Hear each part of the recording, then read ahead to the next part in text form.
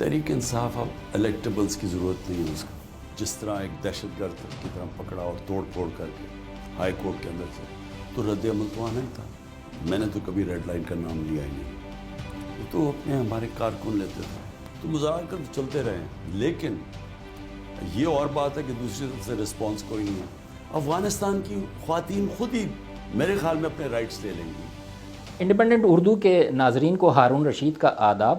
آج ہم بات کریں گے پاکستان کے معروف سینئر سیاستدان اور تحریک انصاف کے چیئرمین عمران خان صاحب کے ساتھ, اور ساری ملک کی جو سیاست ہے کچھ عرصے سے انہی کے گرد گھوم رہی ہے. میرا پہلا سوال یہی ہے کہ کچھ تاثر ایسا بن رہا ہے کہ آپ اس وقت ایک تنگ گلی میں بند ہوئے ہیں.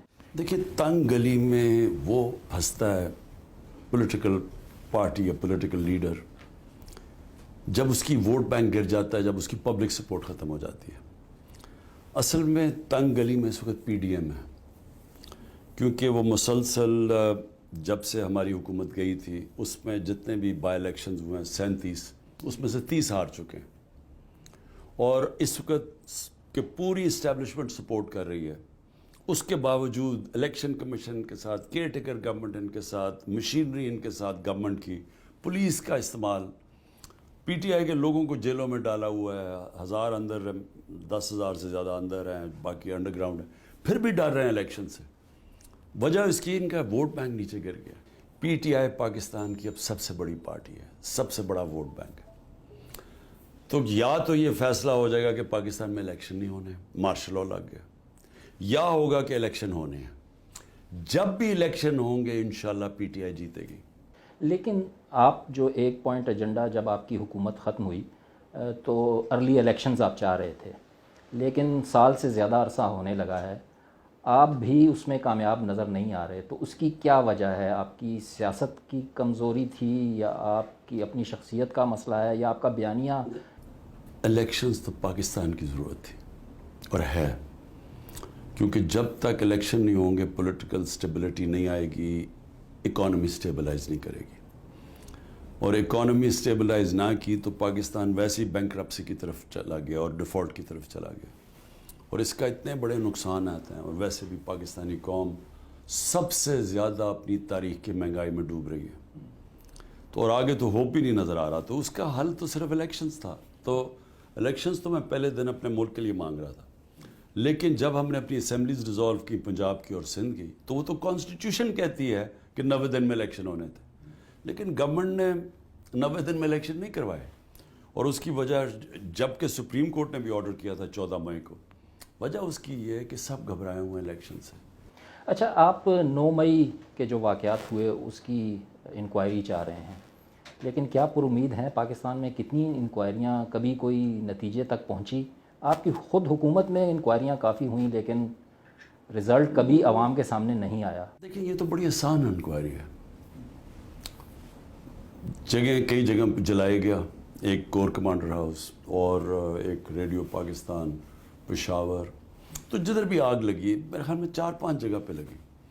تو یہ کتنا مشکل ہے, وہاں سی سی ٹی وی کیمراز ہوتے ہیں, سیف سٹی میں اوپر کیمراز ہوتے ہیں, یہ کتنا مشکل ہے پتہ چلانا کہ کنہوں نے یہ جلایا تھا. تو انکوائری تو بڑی اسٹریٹ فارورڈ ہے. لیکن اس میں جو ملوث افراد تھے, شروع میں جب ابتدا میں یہ واقعات ہوئے تو پی ٹی آئی کے رہنماؤں نے کہا یہ ہمارے ہی لوگ ہیں, غصہ ہے ان کا, یہ ہے وہ ہے. لیکن اب آپ لوگ اپنے آپ کو ڈسوسیٹ کر رہے ہیں, ڈسون کر رہے ہیں ان لوگوں کو جو اس کے پیچھے تھے. پرامن احتجاج کرنا تو ہمارا آئین ہمیں حق دیتا ہے. پرامن احتجاج, اگر مجھے فوج نے جس طرح اٹھا کے لے کے گئے وہاں سے غیر قانونی طور پہ, اور جس طرح ایک دہشت گرد کی طرح پکڑا اور توڑ پھوڑ کر کے ہائی کورٹ کے اندر سے, تو رد عمل تو آنا ہی تھا. لیکن ہمارا ہمیشہ رد عمل پی ٹی آئی کا ہمیشہ پرامن احتجاج ہوا ہے. پرامن احتجاج اگر کہیں بھی کرتے کسی بھی جی ایچ کیو کے سامنے, تو وہ تو کرنا, وہ تو کوئی جرم نہیں ہے, وہ تو آئین ہمیں اجازت دیتے. توڑ پھوڑ کرنا, اندر جا کے جلانا, اس کی تو پہلے دن سے ہم سب مذمت کر رہے ہیں. اور آپ کور کمانڈر گھر کے باہر دیکھ رہے ہیں کہ ہم ڈاکٹر یاسمین ہماری جو سینٹرل پنجاب کی پریزیڈنٹ ہے, وہ بار بار لگی ہوئی ہیں کہ اندر نہیں جانا کسی نے. تو یہ ہماری پارٹی کی تو پالیسی نہیں تھی. اب موب جب بن جاتا ہے, اس میں سے کس نے کیا, کس نے جان بوجھ کے کیا, کیونکہ اس نے موقع دے دیا گورنمنٹ کو کہ ایک پورا کریک ڈاؤن کر دے تحریک انصاف پہ.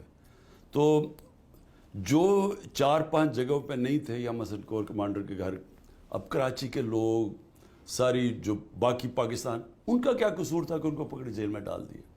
تو یہ تو پہلے سے تیاری کی ہوئی تھی. ابھی جو آپ کہہ رہے ہیں 10,000 کا فگر دے رہے ہیں کہ آپ کے کارکن گرفتار ہیں، ہم نے بہت سی کوشش کی، ہمارے رپورٹر پچھلے 2 دن سے لگے ہوئے ہیں کہ ان میں خواتین کی تعداد کتنی ہے، تو وہ ابھی تک ہمیں نہیں ملی. کوئی 7 کہہ رہے ہیں، کبھی 10 کہہ رہے ہیں. تو بتاتے ہی نہیں ہیں. ہاں، تو آپ کا یہ 10,000 کا فگر کہاں سے؟ ہمارا جو ٹوٹل 10,000 ہے فگر، وہ ہمارے لوگوں سے آ رہا ہے.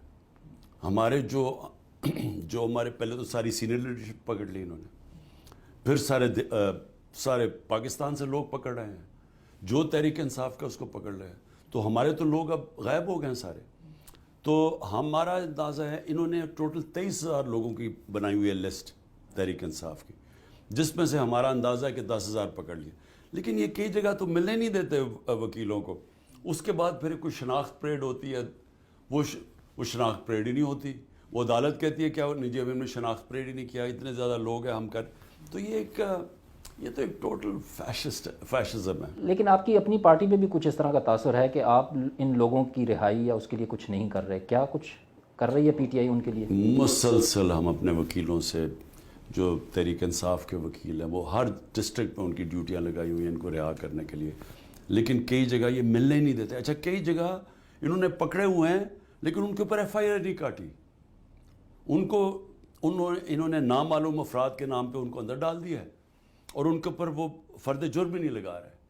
کئیوں کے اوپر تو دہشت گردی کرتے. تو یعنی یہ ایک پلان منصوبے سے پی ٹی آئی کو کریش کرنے کی کوشش کی.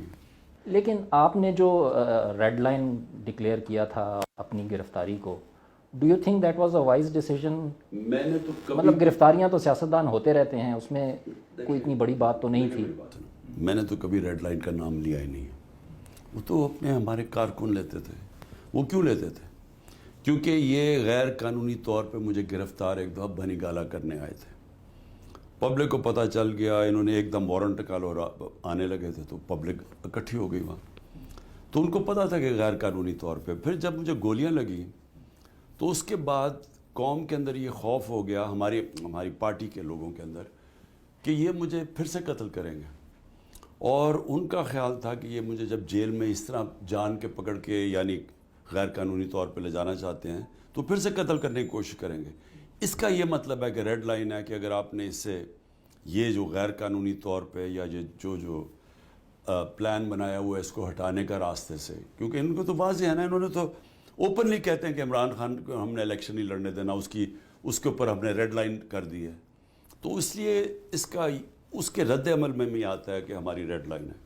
یہ جو لیڈر اب ایک ایک کر کے آپ کے چھوڑ کے جا رہے ہیں، آپ سے ان کی کوئی بات ہوئی؟ کیا پس منظر کیا ہے؟ پیچھے دباؤ کس قسم کا ہے کہ چند دن جیل میں رہتے ہیں پھر آ جاتے ہیں؟ اور شدید دباؤ ہے. کس قسم؟ ہر قسم کے اوپر. کئیوں پہ زیادہ ڈالا انہوں نے، جنہوں نے آخر میں ہاتھ کھڑے کر دیے. کئیوں پہ اتنا زیادہ دباؤ نہیں تھا لیکن وہ تھوڑے سے تھے. لیکن آپ یہ دیکھیں گے جو اتنے دباؤ کے باوجود، اب میں پنجاب کے ٹکٹ ہولڈرز کی بات کر رہا ہوں، اس میں سے تو چند نے چھوڑے ہیں. یعنی سارا جن کو ہم نے ٹکٹس دیے ہیں، پتہ نہیں کتنے 300 سے زیادہ ٹکٹس دیے ہیں، ان میں سے 15-20 گئے ہیں سارے، باقی تو سارے انٹیکٹ ہیں، چھپے ہوئے ہیں. تو آپ کی جو اسٹرینتھ ہے، الیکٹیبلز ہیں، آپ سمجھتے ہیں کہ اگر الیکشن کل ہوتے ہیں تو آپ کی طاقت ابھی بھی انٹیکٹ ہے؟ دیکھیں، تحریک انصاف اب الیکٹیبلز کی ضرورت نہیں ہے. اس کا سب سے بڑا ووٹ بینک ہے اس وقت تحریک انصاف کی، جس کی وجہ سے ڈرے ہوئے الیکشن کرواتے ہوئے. تو مجھے لوگوں کے آنے جانے سے پارٹی کو فرق نہیں پڑتا جب اس کا ووٹ بینک اتنا بڑھ جائے جو ماشاءاللہ اس وقت تحریک انصاف کا ہے، تو اس سے ہمیں کوئی فرق نہیں پڑے گا. کوئی ایک ایسا لیڈر جس کے چھوڑنے پہ آپ کو کافی دلی؟ مجھے جو ہمارے پرانے تھے ان کے اوپر ہوا تو صحیح کہ میرے ساتھ دیر کے تھے. پھر مجھے خاص طور پہ شیرین مزاری کا پتہ ہے کہ اس کے اوپر بہت دباؤ ڈالا گیا اس کی فیملی کی طرف سے. بیٹی نے پھر آخر میں کہا، بیوہ اس کی ماں ہے، تو اور اس کی صحت بھی ایسی نہیں تھی، تو اس کو کبھی کدھر جیل میں جائے، کبھی کہیں لے کے جائیں. تو اس کی تو مجھے سمجھ آتی ہے کہ وہ بہت کمیٹڈ ہماری ممبر ہے جس کو انہوں نے پریشر ڈال کے چھوڑوایا.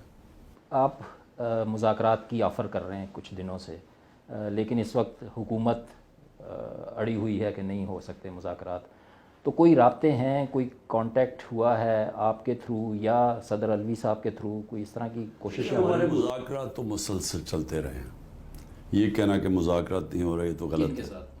پہلے جب ہماری پارٹی جب گورنمنٹ سے گئی تو ڈاکٹر الوی کی طرف میں خود باجوہ کو 2 دفعہ ملا ہوں، اور ہماری پھر کمیٹی تھی جو ملی ہے اس کو. تو مذاکرات تو الیکشنز کے لیے ہم کرتے رہے. وہ تو باجوہ صاحب کے دور کی بات ہے نا. لیکن میں بھی بتاؤں، اس کے بعد پھر چیف جسٹس صاحب نے کہا کہ کمیٹی بناؤ اور آپس میں پی ڈی ایم کے ساتھ ڈسکس کرو الیکشن.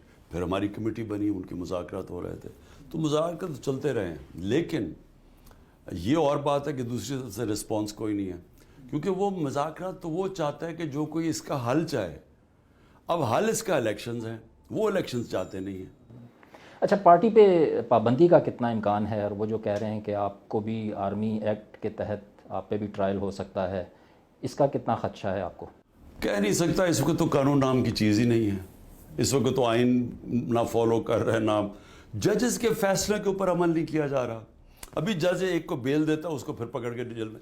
یعنی چیف جسٹس سپریم کورٹ کے وہ آرڈر کرتے ہیں الیکشن 14 مئی کو، وہ گورنمنٹ نہیں کرتی. تو اس وقت تو قانون ہے ہی نہیں نا. اس وقت تو ایک ملک چل رہا ہے طاقت کے اوپر، جو طاقتور فیصلہ کرتا ہے وہی ہو رہا ہے.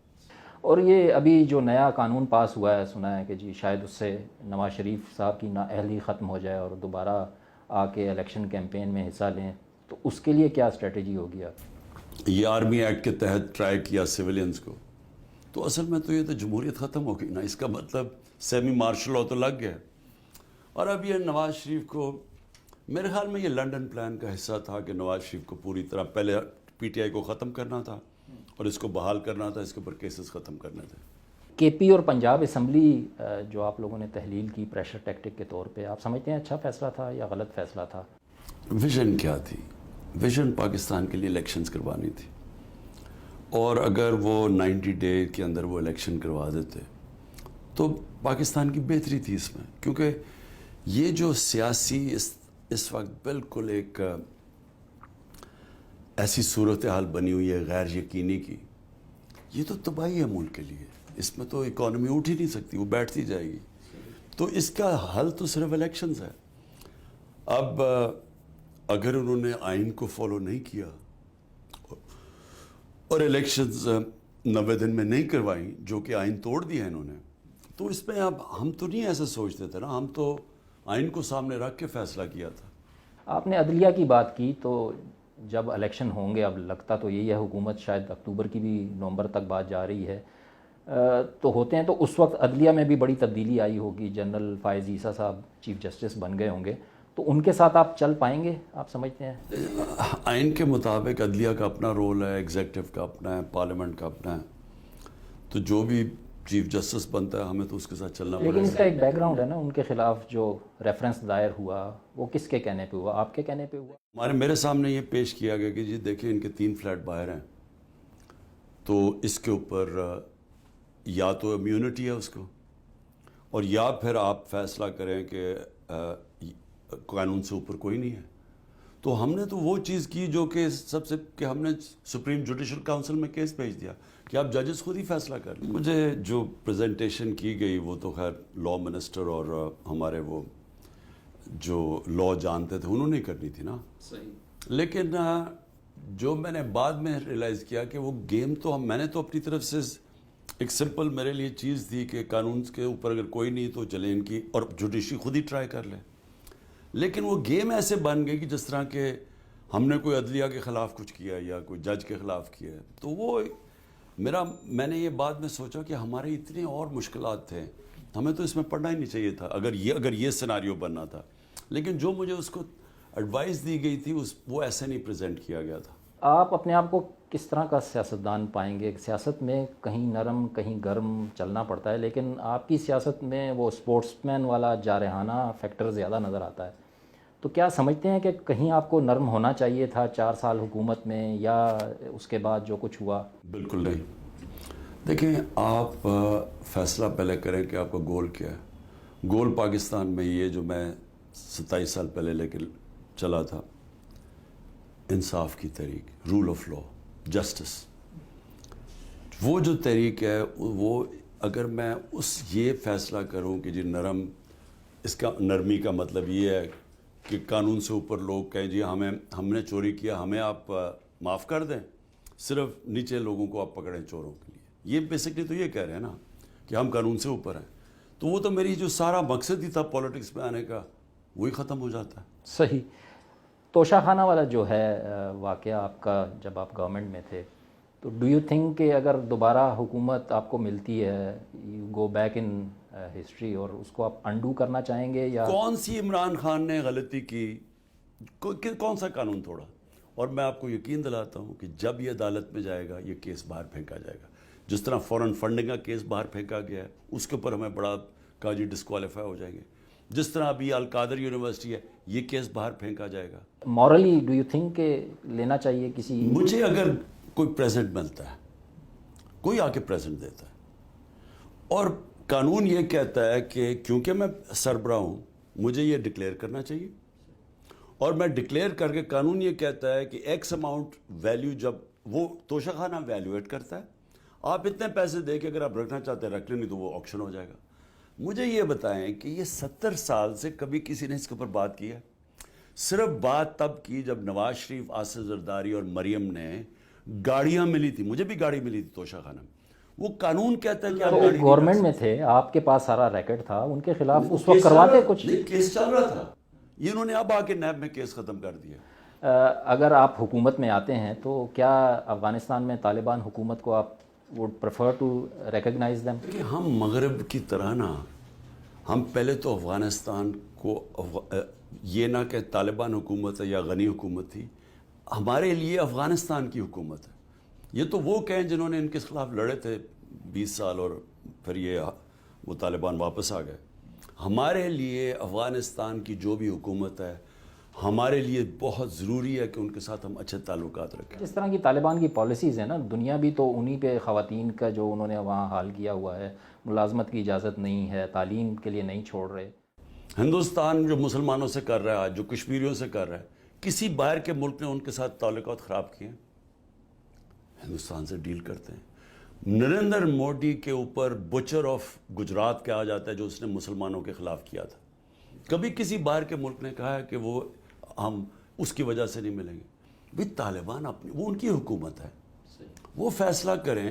افغانستان کی خواتین خود ہی میرے خیال میں اپنے رائٹس لے لیں گی, لیکن ہم کون ہوتے ہیں باہر انٹرفیئر کرنے کے؟ بہت بہت شکریہ. Thank you.